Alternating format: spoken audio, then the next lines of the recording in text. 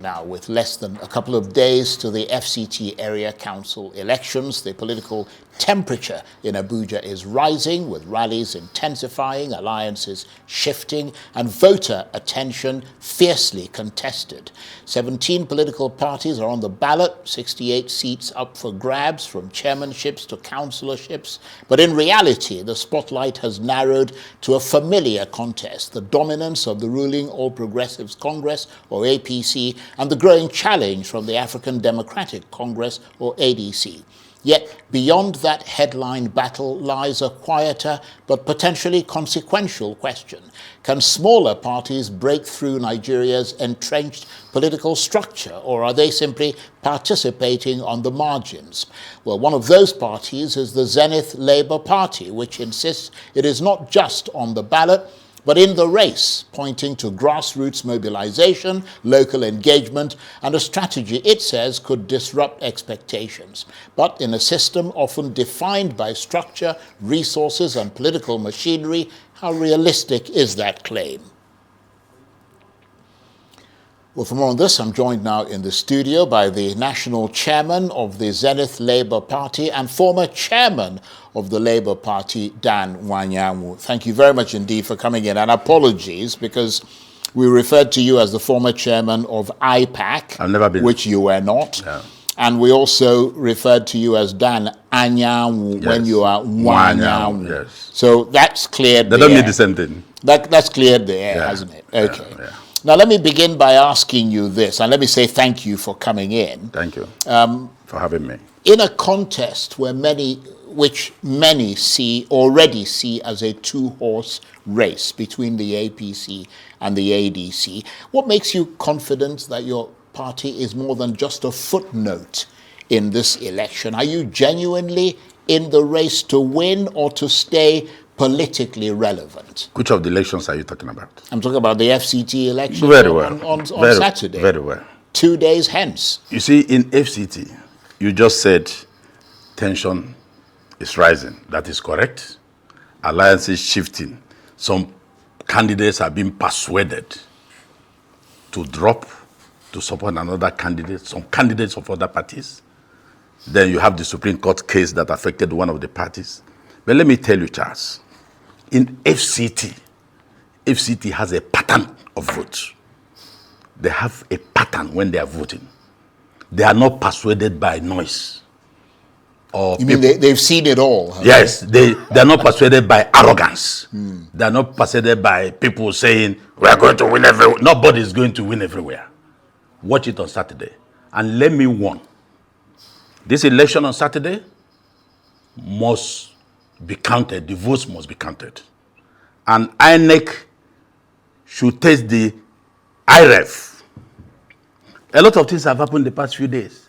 People who thought they will win everywhere, they will throw everybody away. You may not support the president's party in this election. But in the general election, you may support the president. This is what I say. This is what I would say. Politics is local. This is the local politics. So when somebody gets to the public arrogantly, boasting that he is God, he's all. And who is this person? I'm coming. So I don't lose my thoughts. Okay, right. A lot of people are saying all sorts of things. People who think that they are going to determine everything.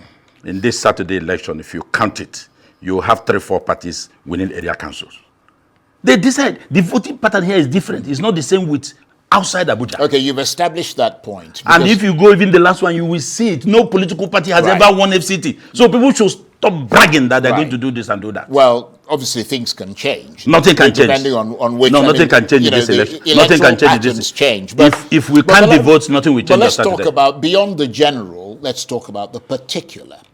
Your party. You talk about grassroots mobilization, but elections in Nigeria are often won, by structure, funding, reach. What does the Zenith Labour Party have concretely that can compete with that machinery? You see, what you are asking me to do now is to wash the stomach of the cow in the public, which I'm not going to do. Every political party has its own strategy. In the last general election, there were people who won election without money. They got into the House of Rep. Some got into the Senate. These were people that nobody, in fact, they said, okay, come and run. They added his name. He became a member of House of Rep. He became a member of State Assembly. So asking a party. Yeah, but that person was not from the Zenith Labour No, Party, it may not be from Zenith. Right. I'm talking so about I'm because talking specifically about your party. You are hinging everything on money. No, I'm I not agree. hinging everything on money. I agree that politics, you need money to move from here to there. The Zenith Labour Party may not be one of the parties that have deep pockets, that are ready to buy everybody. Since you brought me here specifically for FCT election, on Saturday, Zenith Labour Party will win 2 area councils. Okay, can you point to specific wards or councils where you're confident of victory, or is your strategy more about incremental visibility than outright win? No, Charles. Right. Is he asking me to tell you the area council? You are equipping my opponents within 24 So you're going to hide where you're going to win? Of course, I'm going to hide it. Okay. When the votes start coming. Shall I look under the table and see if it's there? When the votes start coming, you will see what it is. Right. No, let nobody arrogantly brag. And nothing should be tied to FCT as being a condition that you are loving the president or you're not loving the president.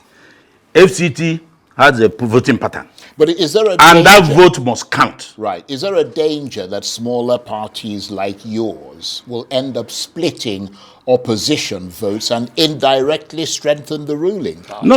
It's every political party has its own strength. But the problem in politics is that everybody will believe that he will win. But if you check the numbers, if you are as experienced as the leadership of the Zenith Labour Party, you check the numbers.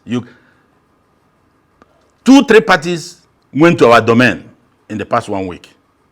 And they were disappointed. They even went to my candidate in one of the area councils, offered him money to step down. He said, no, I'm the candidate. I'm the person they want. So that will tell you, they have even started collapsing some political parties. That should not happen in FCT. And let me use the opportunity to tell the FCT commissioner, INEC commissioner, to be very, very careful, because after this election, we start calling people out. We are not going to allow election to be rigged in FCT. You cannot achieve it. Look, when I was the national chairman of a Labour Party, Peter Obi visited Olusegun Mimiko during the commission of one of the programs. Mimiko was a governor who Mimiko was my governor who won the election under my Labour Party when I was national Right. chairman, yes. Even though now they claim that Labour Party was not known anywhere, they were the ones that brought it up. It is not true. We have governors. In fact, we have 1.5 governors. We have senators. We have House of Rep members. We have State Assembly members all over. The other half governor was Adams Oshiomhole. Adams was a member of the Labour Party. I raised his hand for governorship in Urupoto Hall in Benin. Before Tommy Kimi and others came and said, look, you have a better candidate, but you have a better structure. Let's come together. So an agreement was reached between Labour Party and ACN on 23rd November 2006.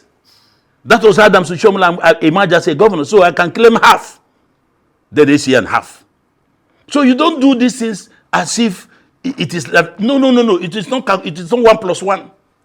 Right. So what I'm saying in effect is, during that time, Peter Obi came, and he made one comment when he was talking with Adam. He said, you see, these are politicians. If you like, some of them, tar the road to their bedroom. Once they have no food to eat, they won't vote for you. I'm quoting Peter Obi. He was telling his brother governor, Mimiko, I was there. It's not hearsay. So we laughed over it. I said, that is true.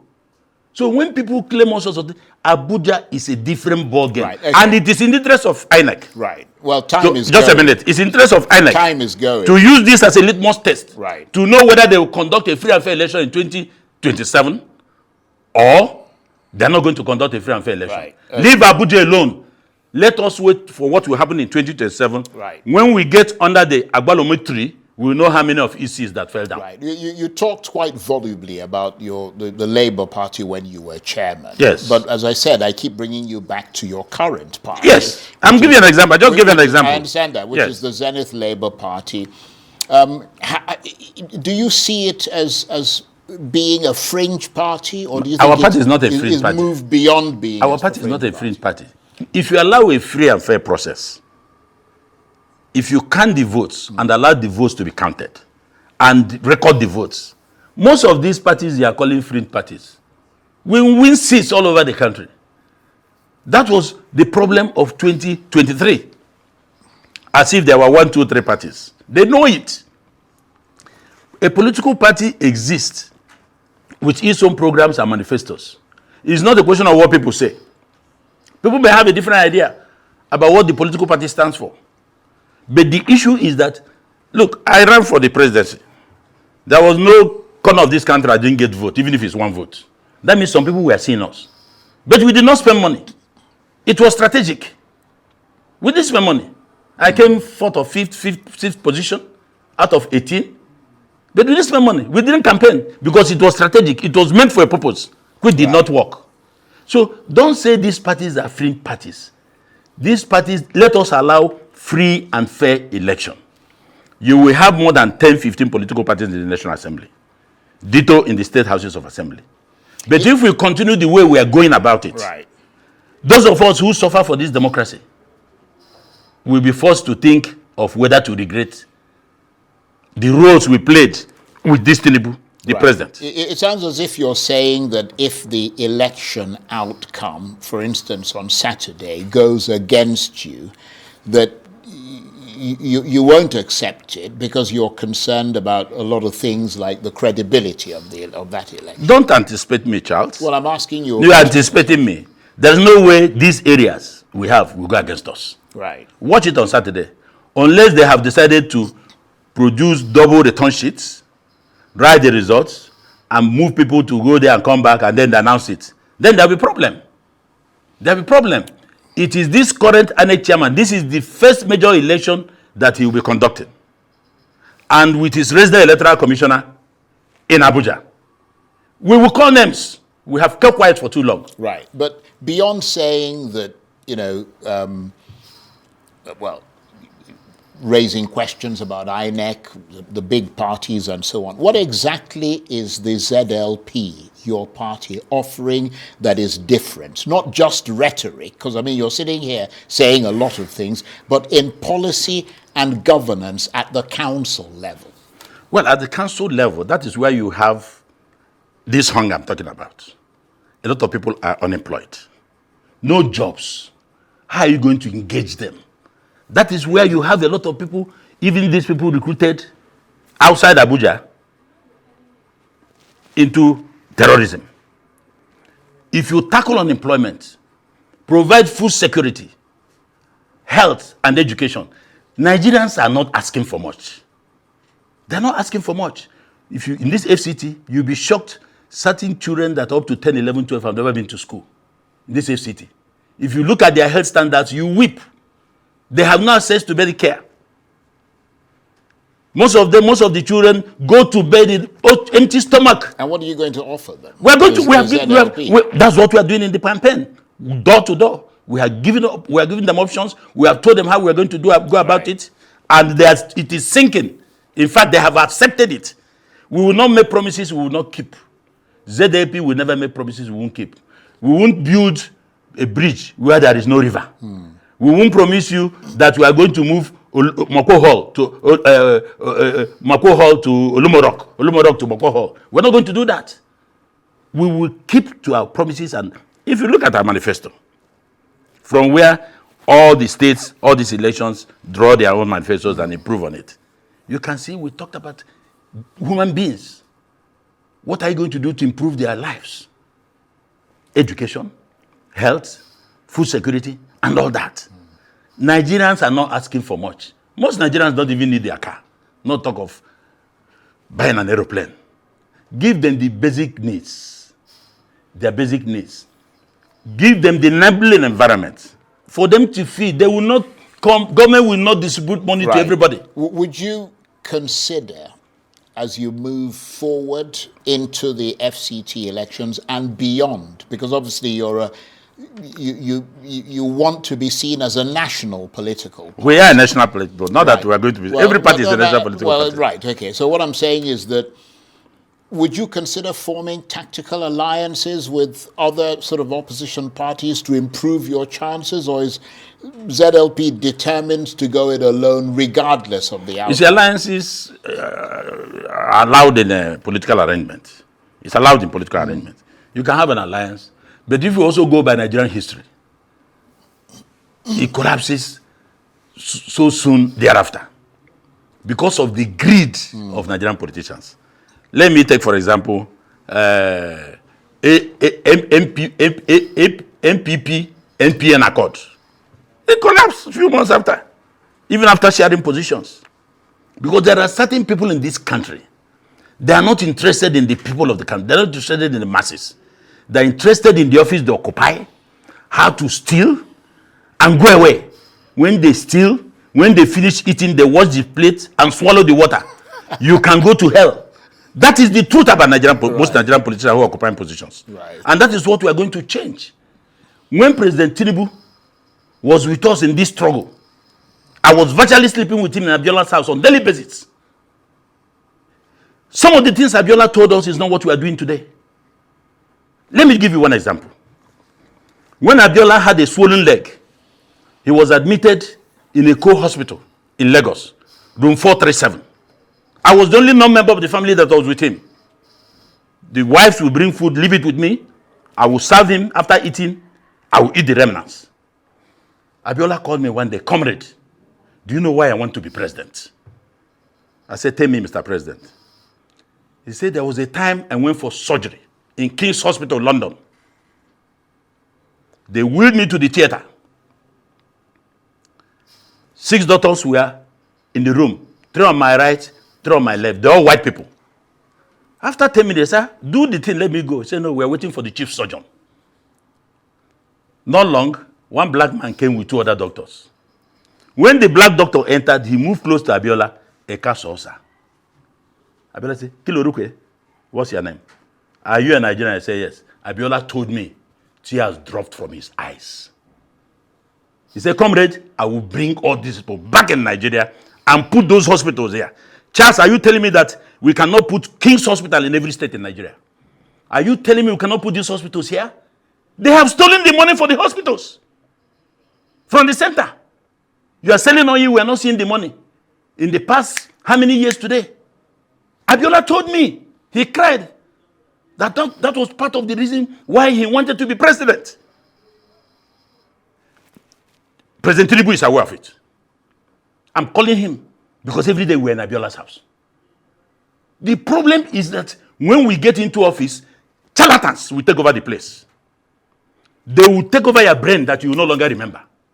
If you're not a man of strong will, you will not remember how to work for the people. You will not remember how to solve their problems. You are not interested in whether they ate last night or not. Your own is, how much is this? How much is coming? This and that. No, that's not governance. To be entirely fair, the administration obviously inherited a lot of problems. I agree. And they say they're working to end those. Nobody has a Harry Potter magic wand who can wave it and things will be solved. Charles, I have made that argument. When there was this argument that they should demonstrate against him by Prophet Usman, I think it was on your television channels. I said, no. And what brought me, he said, he was worried why Igbos are not part of the demonstration. I said, don't call Igbos. For 8 years, you messed up this country. You didn't talk. You were deaf and dumb. Nobody should call Igbos to demonstrate against Tinubu. And we mobilized, they did not do it. Right. So what I'm saying is that there must not be selective judgment on everything. Right. If a government was bad for 8 years, killed this country, brought us on our knees, and somebody has come, without taking me that I'm arguing for Tinubu, to start to revitalize the place and do these things, you don't come to talk of argument. You don't come to talk about demonstration. Look, we're almost out of time, and it's great talking with you. You're a very powerful speaker, let me put it that way. I don't know that. The last time you were here, yes, you were raising concerns about an alleged threat to your life for backing the governor of Rivers State, yes, Fubara, in the political crisis in the state. Yes. That was 2 years ago, but I can see that you're still hale and hearty, unless what I'm looking at is an AI-generated image of yourself. They did not succeed. You survived. No, they did not succeed. Right. I brought evidence. I wrote to DSS. I wrote to the president, I wrote to NIA, I wrote to IG, I wrote to everybody. with evidence, with his picture, with his commitment down this hotel. Nobody replied. So if he had succeeded in harming me, it would have gone. That is the type of country. Somebody came here to attack me. And I got evidence. And the call that came to me when he was interrogated by the security of this hotel, the call that came from one of his aides. And they talked to me. They said, okay, let him go, this and that, blah, blah, blah. So I'm still alive. It's God that takes life. Well, it is true. And you are talking about Fubara. Right. I have never changed my position on Fubara, notwithstanding what the president is trying to do. Let me tell you. No, very, very brief. We got literally very brief. 10 yes, seconds. Yes, 10 Mr. seconds. President is trying to get the votes from both sides. But what he has not gotten correctly is those votes, 95% of those votes were housed by Fubara. Right. Take it or leave it. Okay. So, but he doesn't want to lose any. So anybody that told you that Fubara this and okay, go and do what you want, but my position has not changed. Right. I don't change like that because I take positions, I analyze things before I take positions. Well, you've taken more than 10 seconds. Thank you very much. I want to thank you very much indeed. Dan Nwanyanwu is the national chairman of the Zenith Labour Party and former chairman of the Labour Party. Thank you very much indeed. Good to see you. Thank you for having me, Charles. That's it for this edition of Arise Prime Time. Join us again tomorrow. From me and the entire team here in Abuja, bye-bye, and thank you for watching.